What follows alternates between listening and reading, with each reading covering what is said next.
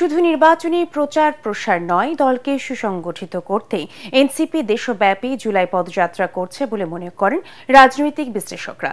একান্ত সাক্ষাৎকারে ঢাকা বিশ্ববিদ্যালয়ের রাষ্ট্রবিজ্ঞানের অধ্যাপক ডক্টর সাব্বির আহমেদ 18 বাংলাকে জানান, সবকিছুর ঊর্ধ্বে জুলাই ঐক্য, যা ঠিক থাকলেই আগামী রাজনীতি হবে আরও সমৃদ্ধ।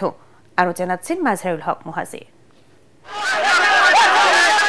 জুলাই বর্ষপূর্তি উপলক্ষে দেশ করতে জুলাই পদযাত্রার মাধ্যমে ব্যস্ত সময় পার করছে জাতীয় নাগরিক পার্টি এনসিপি।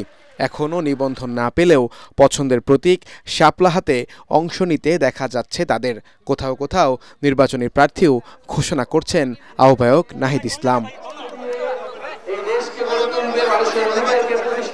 অভ্যুত্থান পরবর্তী নতুন এই দলে সব তরুণ নেতৃত্ব, তাদের চোখে মুখেও নতুন বাংলাদেশের স্বপ্ন। সব ঠিক থাকলে প্রধান উপদেষ্টার ঘোষণা অনুযায়ী আগামী বছর ফেব্রুয়ারিতে জাতীয় সংসদ নির্বাচনে অংশ নিতে চায় দলটি। সেই নির্বাচনের প্রচার হিসেবে কি এত সব আয়োজন এনসিপির?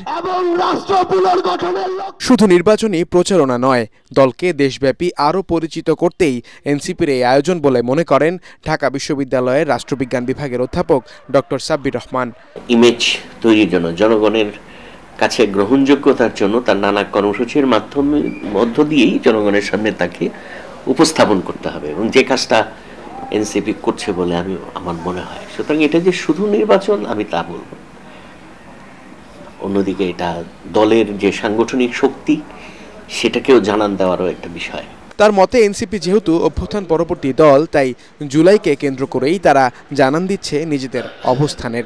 কর্মসূচির মাধ্যমে তাদের শক্তিমত্তা, একটা হলো শক্তিমত্তা, আর দীর্ঘদিন ধরে যাতে তারা ওই ধরনের কোনো কর্মসূচিও হাতে নেয়নি, ওগুলো চোখে পড়ার মতো আর কি। তো সুতরাং ওই সব বিবেচনায় হয়তো তারা এই মাসকেই বেছে নিয়েছে যে 30 দিন ব্যাপী যদি তারা একটা কর্মসূচি হাতে নেয়, একটা না একাধিক কর্মসূচি হাতে নেওয়ার মাধ্যমে তারা তাদের দলের যে কার্যক্রম, সেই কার্যক্রমকে তারা জনগণের সামনে তুলে ধরে দিয়েছে। আমি এটার মধ্যে কোনো হার্ম নাই, এটা ইটস ওকে, এটা হইতেই পারে রাজনৈতিক দলের ক্ষেত্রে। তবে রাজনীতিতে রয়েছে নানা বৈচিত্র্য, তাই তো দিন শেষে জুলাইয়ের ঐক্যটা ঠিক রাখার আহ্বান এই বিশ্লেষকের। মাজহারুল হক মুহাজির, ATN বাংলা, ঢাকা।